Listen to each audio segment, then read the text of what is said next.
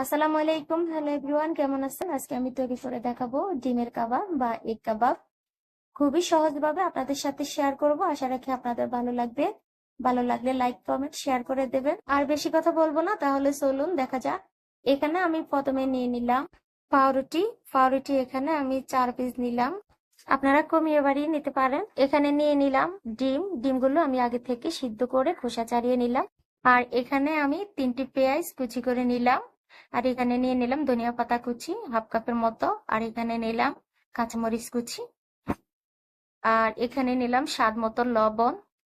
আর নিয়ে নিলাম এখানে হলুদ গুঁড়ো, ভাজা জিরার গুঁড়ো, এখানে লাল মরিচের গুঁড়ো, আর এখানে কাবাব মশলা 2 টেবিল চামচ। অবশ্য কাবাব মশলাটা দেওয়ার চেষ্টা করবেন।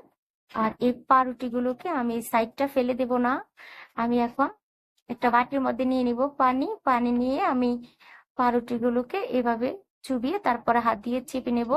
এই যে পানিটা বের করে নিলাম।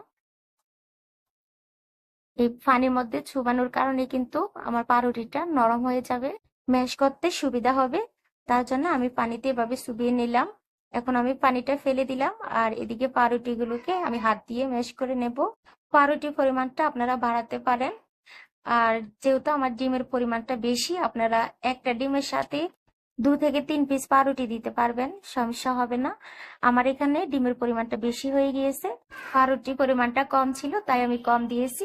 এখন আমি সবগুলো উপকরণ দিয়ে তারপরে হাত দিয়ে ভালোভাবে মেখে নেব। এখানে আপনারা চাইলে 2 টেবিল চামচ কর্নফ্লাওয়ার বা চাউলের গুঁড়া দিতে পারেন। এই যে মাখানো হয়ে গিয়েছে, এখন আমি ডিমগুলোকে গ্রেট করে নেব। আপনারা তো চিকেন কাবাব, বিফ কাবাব খেয়েছেন, কখনো কি ডিমের কাবাব খেয়েছেন? তাহলে এই ডিমের কাবাব একবার হলো ট্রাই করবেন, দেখবেন এর স্বাদ কখনো ভুলতে পারবেন না। এত মজা, আপনারা না খেলে তো বুঝতেই পারবেন না। অবশ্যই আপনারা বাসার মধ্যে ট্রাই করবেন, দেখবেন ছোট বড় সবাই পছন্দ করবে। আর এই ডিমের কাবাবটা যদি ইফতারের সাথে থাকে তাহলে তার কোনো কথাই নেই। আর আপনারা চাইলে একটা ডিমের সাথে 4 পিস পাউরুটি দিয়েও এই কাবাবটা তৈরি করে নিতে পারেন, কোনো সমস্যা হবে না। হচ্ছে আমার ডিমগুলো গ্রেট করা হয়ে গিয়েছে, আমি আবারও সবকিছু হাতের সাহায্যে একবারে মিক্স করে নেব। আর আপনারা কাবাব মশলাটা দেওয়ার চেষ্টা করবেন। যদি কাবাব মশলাটা না দেন তাহলে কিন্তু কাবাবের যে আসলে স্বাদটা আছে সেটা পাবেন না। আর বাচ্চাদের আবদার মেটানোর জন্য যদি বানাতে চান, সেই ক্ষেত্রে আপনারা 1 প্যাকেট ম্যাজিক মশলা সাথে দিয়ে দিবেন। আর ম্যাজিক মশলাটা আপনারা যে কোনো মুদি দোকানে পাবেন, 1 প্যাকেট 5 টাকা করে নেবে। এই যে আমার ভালোভাবে মিক্স করা হয়ে গিয়েছে। আর এই কাবাবটাকে আমি আরো স্পেশাল করার জন্য এখন দিয়ে দিব লেবুর খোসা। লেবুর খোসার উপরে যে সবুজ অংশটা আছে, সেই অংশটাকে আমি আলতো হাতে এই গ্রেটার দিয়ে গ্রেট করে তারপরে দিয়ে দিব, যাতে করে সাদা অংশটা বের না হয়। সাদা অংশটা বের হলে কিন্তু কাবাবটা তেতো লাগবে।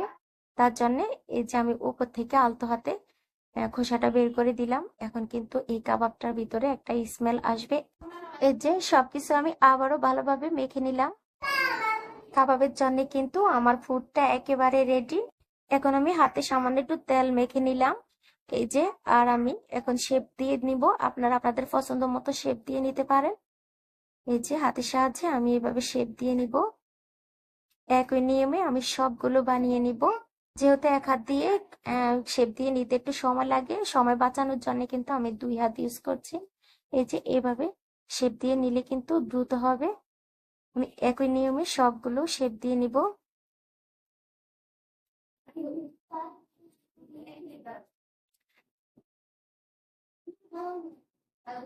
এই যে হয়ে গিয়েছে আমার কাবাব বানানো।